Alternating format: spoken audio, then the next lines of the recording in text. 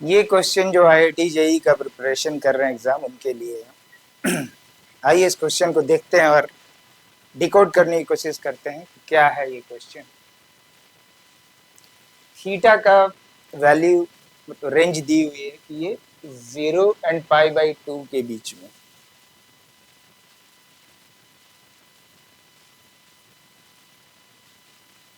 Means theta is greater than 0 and less than π/2, this is given. और ये expression दिया हुआ है, ये इक्वेशन दी हुई है, सॉरी।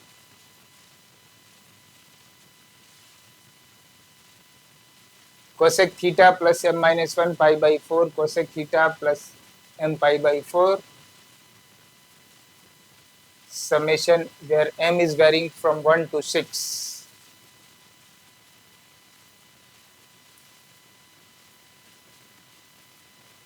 is equal to 4√2।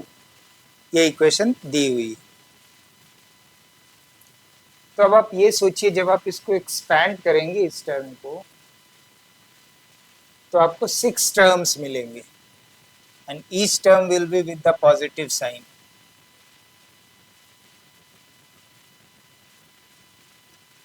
तो कभी भी क्वेश्चन को ऐसा नहीं सेट किया जाता है कि आपको इतने बड़े टर्म मिले और उससे आप लगे हुए हैं क्वेश्चन को सॉल्व करने में। तो इट मीन्स इस क्वेश्चन को बनाने के पीछे कुछ लॉजिक होगा। वो लॉजिक क्या होगा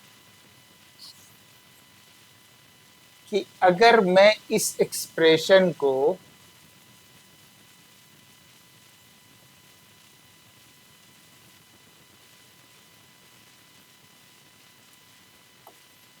am-1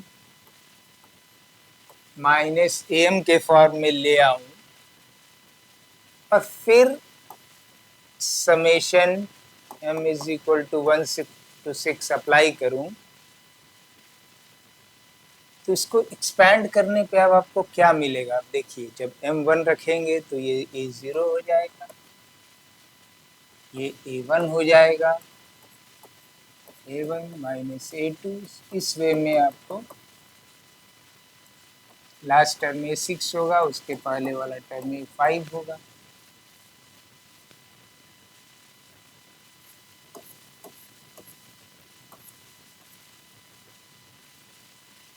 अब इसमें क्या कैंसिल हो जा रहा है, आप देखिए, a1 से a1 कैंसिल हो रहा है, a2 से a2 कैंसिल होगा, तो टिल a5 तक आपका सारा कैंसिल हो जाएगा। तो आपके पास बच क्या जाएगा,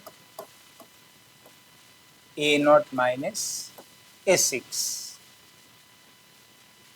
तो उतने बड़े एक्सप्रेशन से मुझे इतना छोटा एक्सप्रेशन में आ गया, तो इसे सॉल्व करना इजी होगा।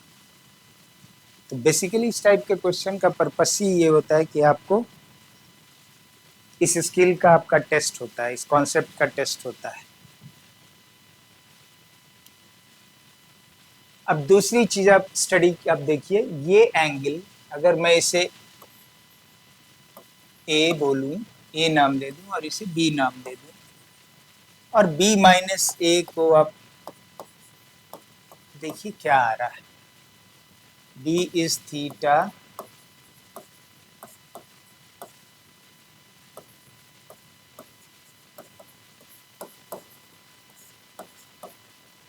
ना हो जाएगा, थीटा से थीटा कट जाएगी, आप इसे एक्सपैंड करेंगे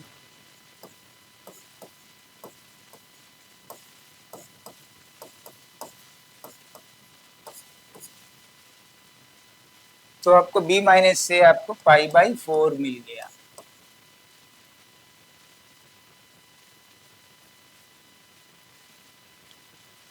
अब आइए इस एक्सप्रेशन को हम लोग डील करते हैं, इस एक्सप्रेशन को। तो हम लोग इस एक्सप्रेशन को थीटा प्लस m माइनस 1 π/4 को हमने a माना है, तो मैं a लिख देता हूं।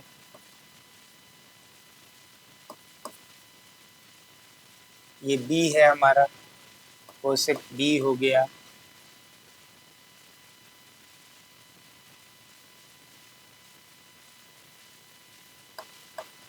साइन के टर्म में इसे मैं कन्वर्ट कर देता हूं।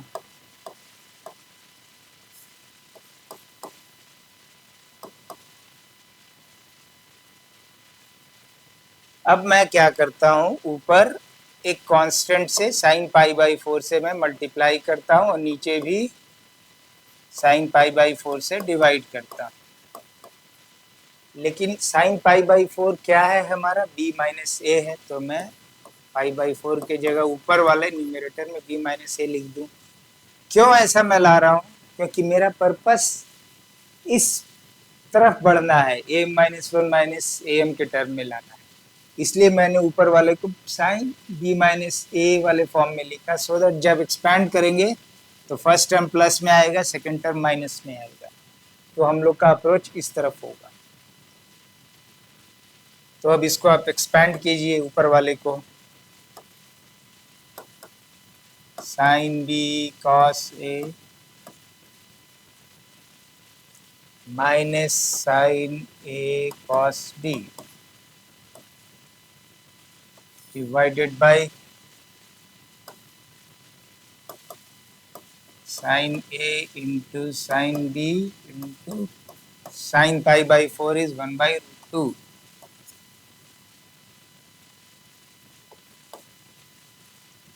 अब हर टर्म को sine A and sine B से आप न्यूमरेटर वाले को डिवाइड कीजिए और √2 को ऊपर ले जाइए, तो √2 आपका यहाँ आ जाएगा। Sine A by sine B से इस टर्म को कीजिएगा तो साइन बी कैंसिल हो जाएगा, कॉस ए बाई साइन ए बच जाएगा, तो ये आपका ये कॉट ए आ जाएगा। अब इस वाले टर्म को इससे डिवाइड कीजिएगा तो साइन ए कैंसिल हो जाएगा, तो कॉट बी आपको आ जाएगा।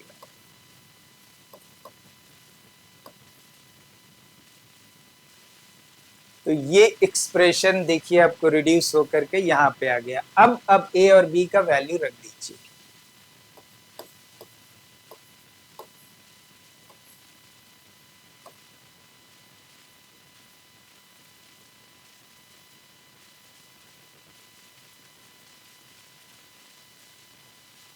नो सॉरी सॉरी, अभी हमें समेशन अप्लाई करना है, अभी हमने अप्लाई नहीं किया, तो हमारा एक्सप्रेशन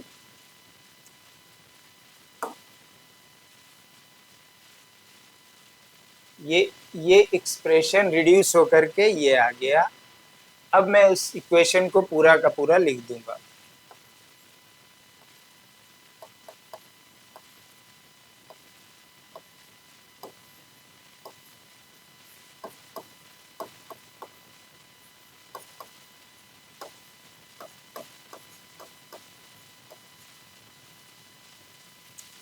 √2 बाहर आ जाएगा क्योंकि कांस्टेंट है, तो ये खत्म हो जाएगी।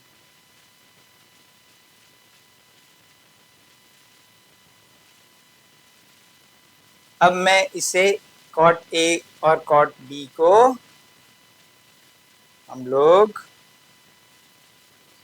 ए और बी का वैल्यू रख देते हैं और उसे डील करते हैं।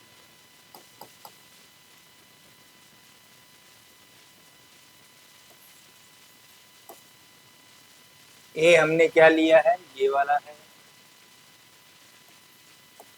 Theta plus m minus 1 pi by 4 minus cot B क्या है आपकी,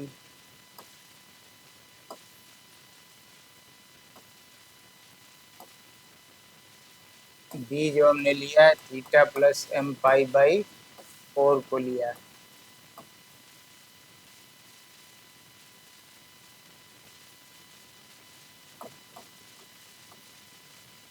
अब इसको एक्सपैंड कीजिए, m का वैल्यू रखिए।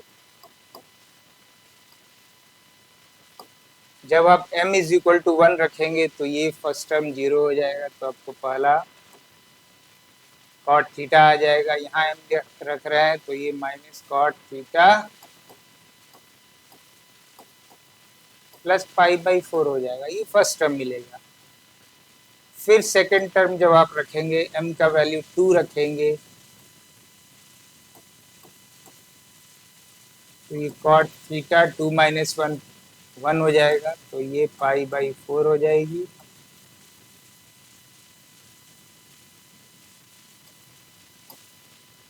माइनस यहाँ पे थीटा m का वैल्यू 2 है तो 2 पाई/4 और इस वे में ये एक्सपैंड होता चला जाएगा और लास्ट टर्म जो आएगी वो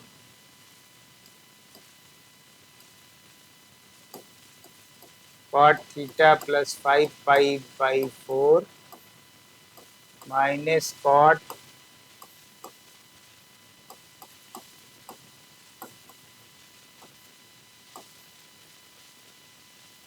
इसमें देखिए हर टर्म का सेकंड टर्म आगे वाले के फर्स्ट टर्म से कैंसिल हो जा रहा है, ये भी कैंसिल हो जाएगा। तो सबसे लास्ट टर्म ये है तो यहाँ तक कैंसिल हो जाएगा, इसके आगे कोई टर्म नहीं है तो ये रह जाएगा और ये बच जाएगा and this is equal to 4 है 4। तो ये जो आपको आ गई कॉट थीटा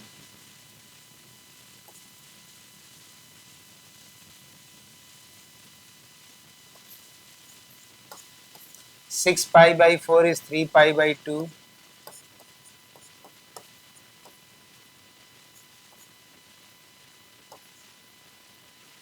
अब 3 पाई/2 प्लस थीटा किस क्वाड्रेंट में पड़ेगा? पाई/2 2 पाई/2 दिस इज 3 पाई/2 so इस क्वाड्रेंट में पड़ेगा, फोर्थ क्वाड्रेंट में। तो फोर्थ क्वाड्रेंट में कॉट और टैन का वैल्यू नेगेटिव होता है, तो जब हम इसे टैन में चेंज करेंगे तो विथ नेगेटिव साइन वो आएगा। तो negative sign and negative already यहाँ पे है तो ये आपका टैन थीटा है। अब इस इक्वेशन को देखिए, ये क्वाड्रेटिक इक्वेशन में इजली चेंज हो जाएगा अगर इसको मैं टैन थीटा में कन्वर्ट कर दूं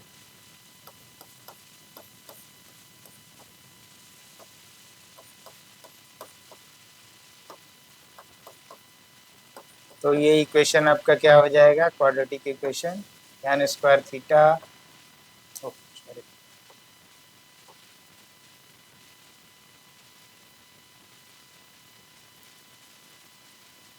प्लस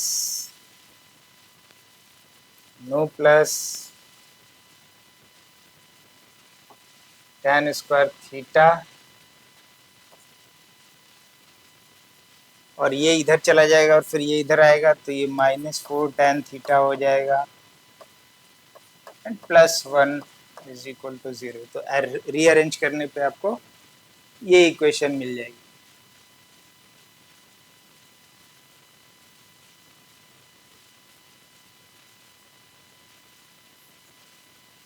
इसको यहाँ पे इक्वल टू 4 लिख लीजिए बिकॉज ये लाइन मैंने डाल दी इसको अलग करने के लिए। अब इस इक्वेशन को सॉल्व कर लीजिए तो टैन थीटा का क्या वैल्यू आएगा?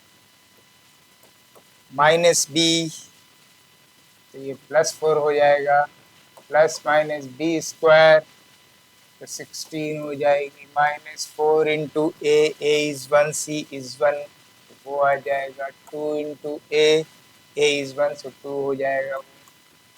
तो 4 प्लस माइनस √12 आएगा अंदर, तो √12 को हम लोग 4 इंटू 3 लिख सकते हैं बाई 2। तो ये क्या हो जाएगा? 4 प्लस माइनस 2 √3/2। इसको कट कर दीजिए, 2 प्लस √3 एक वैल्यू मिल जाएगी, एक वैल्यू 2 माइनस √3 आ जाएगी। तो जब टैन थीटा आपका 2 माइनस √3 है तो आपको पता है ये टैन 15 डिग्री, थीटा आपका 15 डिग्री होगा। Tan 15 degree is this much, ये आपको पता होना चाहिए। दूसरा वाला जो है टैन 15 डिग्री को हम लोग पाई/12 के फॉर्म में लिख सकते हैं। दूसरा वाला जो है 2 प्लस √3 तो थीटा की वैल्यू क्या हो जाती है? 75 डिग्री का, tan 75 degree is this much, तो थीटा इज इक्वल टू 75। 15 एंड 75 ही क्यों सेलेक्ट किया? क्योंकि क्वेश्चन में दिया हुआ थीटा का जो डोमेन है वो 0 एंड 90 डिग्री पाई/2 के बीच में। 75 will be 5 पाई/12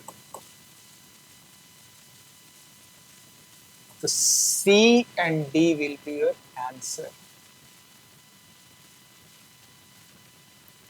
तो होपफुली आप कॉन्सेप्ट को समझ गए होंगे कि क्यों किस टाइप से ये क्वेश्चन सेट किया गया। तो बेसिकली आपको सिंप्लीफाई करने के लिए किया गया है कि आपको ये कॉन्सेप्ट पता है या नहीं, क्योंकि इस फॉर्म में लाएंगे तभी आपका चीज़ कंसाइज हो जाएगा और आसानी से सॉल्व हो जाएगा। नहीं तो अगर आप इसको एक्सपैंड कर दिए, कोई भी टर्म कैंसिल होने वाला नहीं है,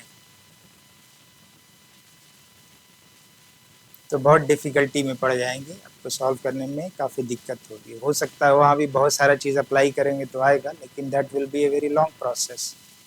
तो होल कॉन्सेप्ट इज कि मैं इस टाइप का एक्सप्रेशन जब भी रहेगा तो मैं चेक करूंगा इन दोनों का डिफरेंस या प्लस करके दोनों का क्या आ रहा है। प्लस दूसरा इस टाइप का एक्सप्रेशन रहेगा ऐसा प्रोडक्ट वाला, तो मैं कोशिश करूंगा कि उसको इस फॉर्म में ले आऊं, जिससे फाइनली वो कट करके छोटा सा यहाँ सा ऐसा मिल जाए।